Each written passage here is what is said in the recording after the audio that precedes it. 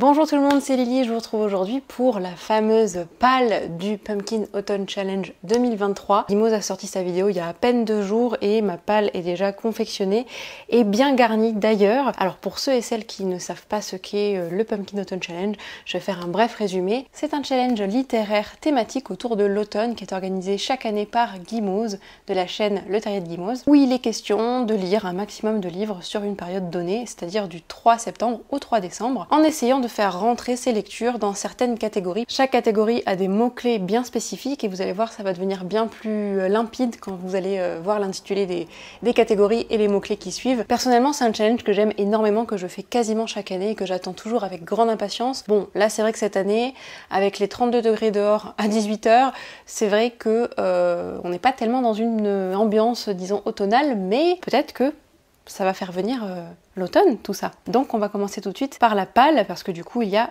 pas mal de livres, il y a 14 catégories cette année, donc on va pas s'éterniser, je commence tout de suite. Alors on commence par le menu qui me pose souvent le plus de problèmes, parce que c'est pas vraiment mes genres de lecture, disons, j'aime pas forcément tout ce qui fait peur, tout ce qui est horreur, tout ce qui est thriller, policier, etc. Et souvent donc le premier menu qui s'appelle Automne frissonnant regroupe en fait ce genre de littérature. Donc j'ai toujours un peu de mal à trouver des lectures, mais là j'ai réussi à trouver un livre par sous-catégorie. Bon, j'ai ma petite note ici, donc c'est normal si je regarde ailleurs. Je ne connais pas par cœur les catégories. La première catégorie s'appelle Viens flotter avec nous. C'est une référence à ça, que je n'ai bien évidemment jamais lu. Comme je vous l'ai dit, je déteste tout ce qui est horreur, horrifique, tout ce qui fait peur en fait, et clairement ça avec des clowns, non, voilà, ce n'est pas pour moi, mais Gimose a expliqué que c'était une référence à ça. Et donc les mots-clés sont horreur, thriller, clown, épouvante, fantastique et rouge. Je pensais pas du tout trouver un livre pour cette catégorie parce que, il faut bien être honnête, il m'arrive régulièrement d'essayer de trouver des livres pour remplir ce type de catégorie dans le Pumpkin Autumn Challenge, et très souvent je ne lis pas les livres parce que c'est pas du tout ma came en fait, l'horreur. Seulement, cette fois-ci, je compte bien faire une exception avec un roman de mon amie Lizzie Felton. Ici, c'est le premier tome de À l'ombre du manoir, et donc le premier tome s'appelle Les brumes vermeilles. Voilà. Je sais pas si ça rentre exactement dans la catégorie horreur, mais j'ai cru comprendre qu'il était question d'un manoir un petit peu hanté avec des choses étranges qui s'y passent, et moi ça me suffit.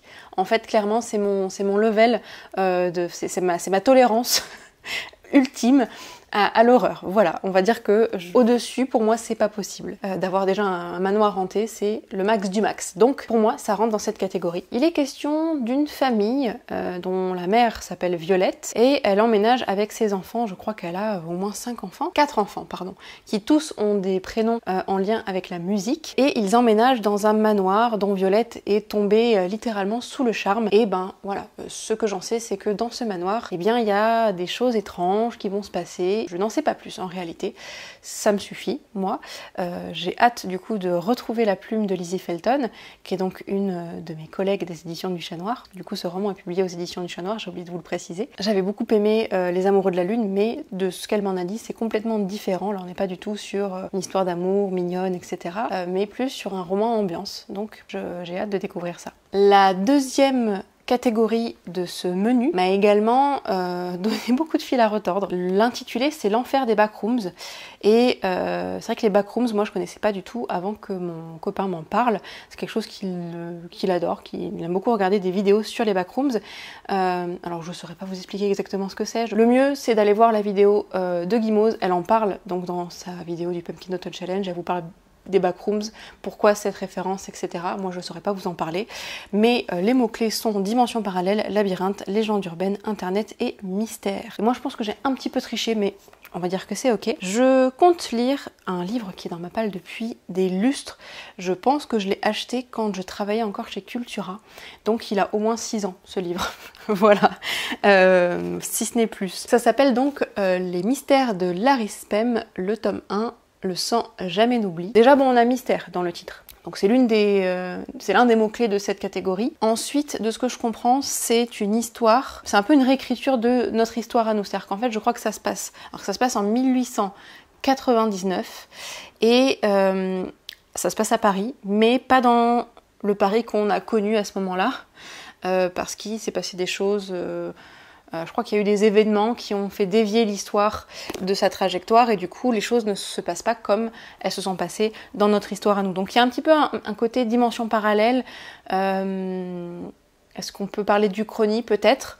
Mais en tout cas, voilà, j'ai pensé que ça pouvait rentrer parfaitement dans les mots-clés. Je vous en parle très mal, mais parce que très sincèrement, je ne sais pas quoi vous dire de ce livre-là. Comme je l'ai dit, je l'ai acheté il y a très longtemps et je trouve que le résumé n'en dit pas vraiment beaucoup. Il nous parle de plusieurs personnages, donc je pense qu'il y a une alternance de points de vue dans cette histoire, mais j'en sais pas plus. Et en même temps, c'est pas plus mal parce que j'aime bien aussi me lancer dans mes lectures sans trop en savoir. Troisième catégorie de ce menu automne frissonnant, Perfectly Splendid, avec des mots-clés comme fantôme, famille, manoir, possession et drame. Alors là, clairement, j'aurais pu, à la base, j'avais placé d'ailleurs à l'ombre du manoir de Lizzie, mais j'ai changé les livres de place parce que c'est un petit peu le jeu avec le Pumpkin Autumn Challenge, c'est d'essayer de faire rentrer les livres qu'on a envie de lire dans différentes catégories et parfois ça rentre à plusieurs endroits, donc des fois on fait des petits micmacs et c'est ce qui s'est passé ici pour le livre suivant qui est donc The Wicked Deep de She. On dit She, je crois, She Earnshaw, publié chez Rajo, donc La malédiction des Swan Sisters. On est clairement sur une histoire de possession, donc ça rentre complètement dans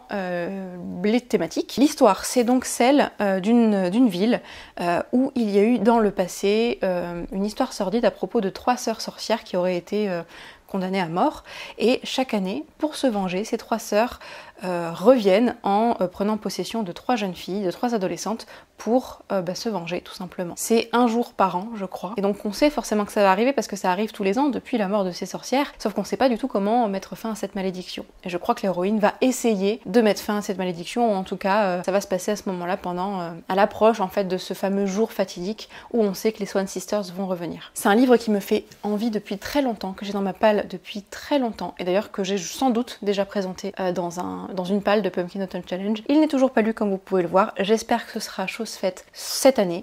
En tout cas, j'ai très hâte de le lire. Pour le coup là, je suis bien dans cette vibe là, donc je pense qu'il est possible que ce soit dans mes prochaines lectures. On passe au deuxième menu, ou deuxième tableau comme l'a appelé cette année du coup Guimauze. C'est donc un classique du Pumpkin Autumn Challenge comme Automne frissonnant. Ça s'appelle Automne douceur de vivre, et la première catégorie s'appelle Something Wicked This Way Comes, et les mots-clés sont Halloween, octobre, automne, fête foraine, enfance, cauchemar. J'ai choisi de placer une lecture que j'ai spécialement achetée pour le Pumpkin Autumn Challenge de cette année, en tombant dessus totalement par hasard sur Instagram. Voilà, j'ai vu quelqu'un qui en faisait la promotion et clairement je me suis laissée tenter. Il s'agit ici de The Pumpkin Spice Café par Laurie Gilmore. C'est un livre en anglais. C'est une romance automnale autour d'une jeune femme qui va hériter du café de sa tante qui part à la retraite. C'est à mon avis tout mignon avec des effluves de latte, de chocolat chaud, de thé à la citrouille, etc. Et il ne m'en faut pas plus pour me convaincre. La deuxième catégorie s'appelle Poupée de souvenirs automatiques à votre service, et on a des mots-clés comme épistolaire, correspondance, sentiment, amour,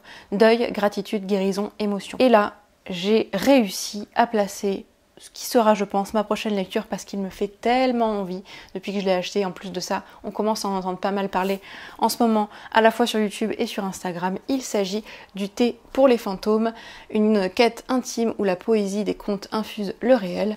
C'est publié par Des Noël et c'est écrit par Chris Vuklicevic. On est sur l'histoire de 2 sœurs jumelles qui vont se retrouver à la mort de leur mère. 2 sœurs qui n'ont pas été traitées par leur mère justement de la même manière. L'une était choyée, aimée, portée au nu, tandis que l'autre était un petit peu délaissée. Ce sont toutes les 2 des sorcières, et en fait on va les retrouver à ce moment-là de leur vie, donc elles sont en deuil. C'est pour ça que j'ai choisi de mettre ce livre dans cette catégorie, avec le côté guérison aussi, parce que je pense que cette réunion des 2 sœurs va permettre de guérir certaines choses. Je crois qu'on revient aussi pas mal en arrière pour comprendre un petit peu leur histoire, pour comprendre qui elles sont, pour comprendre leur relation avec leur mère, et j'en ai entendu vraiment beaucoup de bien. Je pense que c'est très poétique, que c'est très beau, très émouvant. Donc j'ai qu'une chose à dire, c'est que voilà, comme je l'ai dit, ce sera ma prochaine lecture, tout simplement. J'ai également choisi de mettre une romance tout à fait classique, une romance universitaire d'ailleurs, dans cette catégorie, puisque nous avons les mots-clés amour et sentiment, donc pour moi ça suffit. Et il s'agit d'un livre que je suis assez émue de tenir entre mes mains. C'est Rebel University, le tome 1, par Alfreda Henwy et Alicia Garnier. J'ai déjà lu une bonne partie de ce livre-là au moment où il était à l'état de manuscrit encore. Et bien sûr, j'en ai entendu parler en long, en large, en travers depuis quelques mois / années, puisque du coup Alicia est ma meilleure amie, donc forcément quand on avait nos séances d'écriture ensemble, elle était en train d'écrire soit ce tome-là, soit les tomes qui vont suivre, donc forcément que je suis bien imprégnée de cette saga, et voilà, je suis très contente de l'avoir entre les mains. Je l'ai reçue hier, hier, pour être honnête avec vous. C'est vrai que je suis très peu, normalement, en romance universitaire, j'en ai, je crois, jamais lu, mais bon, là, c'est ma meilleure amie, donc forcément, j'ai très hâte de retrouver donc ces personnages, Harper et Hunter, pour ce premier tome. La troisième sous-catégorie de ce menu s'appelle La Dame Chouette aux îles bouillantes, et nous avons des mots-clés comme sorcière, magie, malédiction, école, parcours initiatique, amitié. Et là, j'ai placé, alors j'aurais pu placer beaucoup de choses en fait dans cette sous-catégorie. Peut-être que d'autres romans, d'autres ouvrages viendront se glisser dans cette sous-catégorie, mais pour l'instant, j'ai choisi de mettre L'île du crâne, le tome 1, Grousman Grange, publié chez Jungle Pépite. C'est écrit par Max Lerminier et Clément Lefebvre et c'est d'après un roman de Anthony Horowitz. Horowitz. Je ne sais pas. Je connaissais déjà L'île du crâne d'Anthony Horowitz parce que je crois que ma mère m'avait acheté ce roman quand j'étais plus jeune, quand je devais avoir 11 ans, et la couverture était assez effrayante, donc en fait je l'avais jamais lu et je crois que j'ai dû le donner ou le revendre, je ne sais pas. En tout cas, c'est un roman qui est assez vieux et il a connu une petite notoriété assez sombre parce que en fait c'est le roman qui a été très longtemps, enfin en tout cas l'auteur a été très longtemps en procès avec J.K. Rowling parce que il l'accusait d'avoir plagié son histoire. Alors c'est vrai qu'il y a quelques similitudes, notamment le fait qu'on retrouve un jeune garçon qui est un petit peu malmené par sa famille, par ses parents, et qui en fait va être envoyé par eux donc dans une école un petit peu étrange qui se trouve sur une île. Cette école est un château comme on peut le voir sur la couverture, il s'y rend en train et dans cette école il va apprendre d'autres choses que les mathématiques et le français, en d'autres termes. Peut-être une école de magie, une école de monstres, je n'en sais rien. Ça m'a intriguée parce que du coup je n'ai jamais lu l'histoire de base et je trouvais que le graphisme était vraiment sympa. Et pour la petite anecdote, je trouve que là vous voyez par exemple sur l'une des premières pages on a les parents des deux les deux parents du protagoniste, et je trouve qu'ils ressemblent un petit peu à Vernon et Pétunia. Alors est-ce que c'est fait exprès? Je n'en sais rien, mais en tout cas ça m'a fait sourire et du coup j'ai eu envie de me le prendre. Voilà, c'est un de mes derniers achats celui-là, donc on verra bien ce que ça donne. Pour la quatrième catégorie de ce menu, je n'ai rien mis en fait. Ça s'appelle La loi fondamentale de l'échange équivalent, et en fait l'idée c'est de faire une lecture commune ou d'avoir une notion d'échange, c'est-à-dire d'acheter un livre et d'en donner un autre, par exemple, ou de partager un moment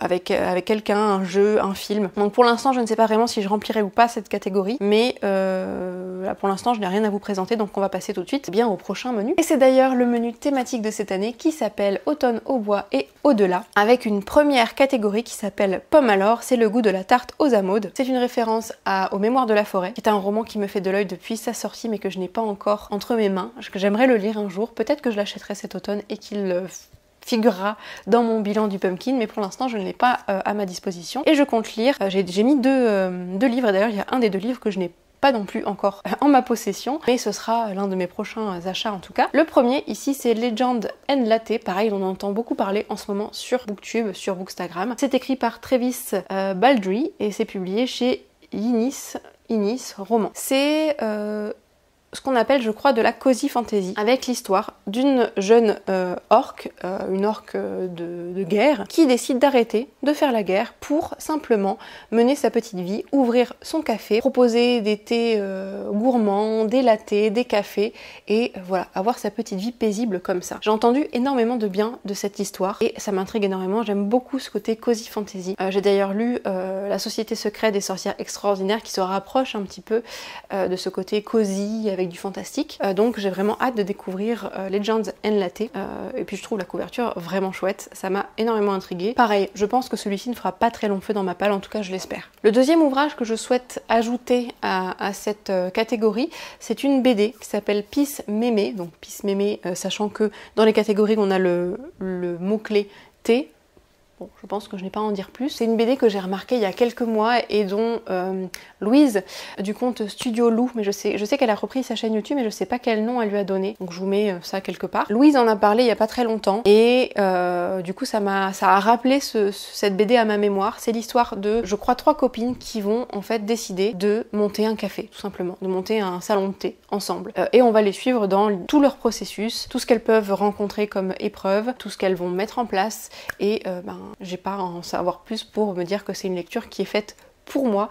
Ça m'intéresse beaucoup et donc je pense que ce sera l'un de mes prochains achats. Deuxième catégorie de ce menu, c'est La légende de la hache noire. Les mots-clés sont médiéval, chevaleresque, quête, épopée, illustré et fantasy. En tout cas pour ma part ici j'ai choisi un illustré, avec une ambiance médiévale, donc c'est parfait. C'est une BD, un roman illustré, je ne sais pas comment le qualifier, une BD, allez, on va dire ça, que j'ai depuis quelques années maintenant, que j'ai très hâte de lire depuis de nombreuses années aussi, et qu'à chaque fois je ne lis pas, je ne sais pas pourquoi. Est-ce que c'est sa taille qui me décourage? Peut-être. En tout cas, je vais essayer de le lire cette année. Il s'agit de L'Âge d'Or, avec cette magnifique couverture et ces magnifiques illustrations. C'est écrit par Cyril Perdrosa et Roxane Moreille, et c'est le volume 1, parce que je sais qu'il y a au moins un tome 2 qui est sorti. Je crois que la couverture est un petit peu dans les tons rose, violet, avec de l'orange, je crois, de mémoire. Mais en tout cas, moi déjà, si j'arrive à lire le tome 1, j'en serais ravie. La troisième catégorie de ce menu, c'est la mélodie infernale de la corne de chasse, avec des mots-clés comme monstre, créature, expédition, aventure, etc. Et ici, j'ai réussi à placer un roman que je viens juste d'acheter, ça fait partie de mes dernières acquisitions, qui me fait de l'œil depuis avant sa sortie. Je l'attendais, en fait, je l'ai acheté le jour de la sortie, quasiment, je crois. Il s'agit de Dents de soie par Maëlle Dessart, avec une couverture sublime. C'est publié chez Slalom, et là aussi je pense que ça fera partie de mes prochaines lectures. J'arrive pas vraiment à vous le décrire, je pense que c'est un petit peu un ovni, mais j'ai décidé de le mettre dans cette catégorie parce qu'il y a les mots-clés créature et monstre, et je crois qu'il est question dans cette histoire d'un vampire édenté et d'une fée gardienne. Donc je me suis dit créature, on a vampire et une fée, je pense que ça suffit. J'ai très hâte de me plonger là-dedans. Je sais pas trop à quoi m'attendre en fait. J'ai pas cherché à en savoir plus sur le déroulé de l'histoire, sur vraiment ce qu'on allait retrouver, mais en tout cas je pense que c'est plutôt drôle, que c'est plutôt fun, que c'est plutôt léger, et en même temps avec des bons messages qui sont véhiculés notamment sur le corps, sur l'acceptation de soi, etc. Je pense, et ce qui en fait du coup un roman que j'ai très hâte de lire. Pour la quatrième catégorie, j'avoue que j'ai un petit peu forcé le truc parce que je trouvais pas grand chose à mettre dedans, et du coup j'ai fini par y mettre un classique, voilà, qui est assez évident quand on a les mots-clés. Le nom de cette catégorie, c'est Rocket Raccoon on the Run, et nous avons les mots-clés mutation, expérience scientifique, chasseur de primes, SF, gardien et galaxie. Et pour ma part, j'ai choisi de mettre Frankenstein de Mary Shelley. Je sais pas si je vais le lire en version papier ou l'écouter, parce que j'ai également la version audio sur Audible, et du coup peut-être que ce sera ma lecture audio de ce challenge. Donc je pense que vous comprenez pourquoi j'ai mis Frankenstein dans cette catégorie. Les mots-clés parlent d'eux-mêmes, je pense. Donc on verra bien si j'arrive à lire ce grand classique que j'ai envie de lire depuis longtemps, mais c'est vrai que je me tourne pas vraiment vers les classiques, disons, naturellement. Donc on verra si j'arrive à le faire pour cet automne. On passe enfin au dernier menu, et j'espère avoir le temps de vous en parler, puisque je vois ma petite batterie qui clignote, donc on va essayer de faire vite pour ces catégories. Il y en a 4, donc voilà. Ah non, il y en a que 3. Il y en a 3, donc ça va. La première catégorie s'appelle We'll Always Find a Way, et nous avons les mots-clés cristaux, facettes, singularité, inclusivité, feel good, diversité. Et pour ma part, j'ai choisi, hop, c'est un petit peu loin, je rapproche tout ça, d'inclure ma lecture en cours. Là, vous voyez, je suis en train de lire ce livre-là. Il s'agit de No Sex Club de Betty Piccioli, publié chez Slalom. C'est un roman qui va parler d'aromantisme et d'asexualité au lycée. Nous suivons 3 personnages qui, en fait, se sentent un petit peu oppressés par disons, le sujet du sexe qui a priori revient énormément dans leur lycée, et pour différentes raisons ils vont ensemble créer le No Sex Club, sauf que les choses vont un petit peu leur échapper, et c'est ça qu'on va suivre du coup dans cette histoire. La deuxième catégorie s'appelle L'esprit indomptable de Jo March, donc une référence aux 4 filles du Dr March, avec des mots-clés comme la place de la femme, ambition, indépendance, rêve, sororité, théâtre et écrivaine. J'ai choisi de lire Miss Charity de Marie-Aude Muraille, illustré par Philippe Dumas, qui est un roman jeunesse avec des petites illustrations qui s'inspire de la vie de Béatrix Potter. J'aime énormément Béatrix Potter, c'est pour moi une petite Madeleine de Proust. J'adorais notamment, il y a un film, je crois que c'est Jeanne au lapin, que je regardais quand j'étais petite avec ma sœur, et j'adorais ce film-là, ce film dessin animé, et ça m'intéresse du coup énormément d'avoir un petit peu l'histoire romancée, parce que je pense que c'est plus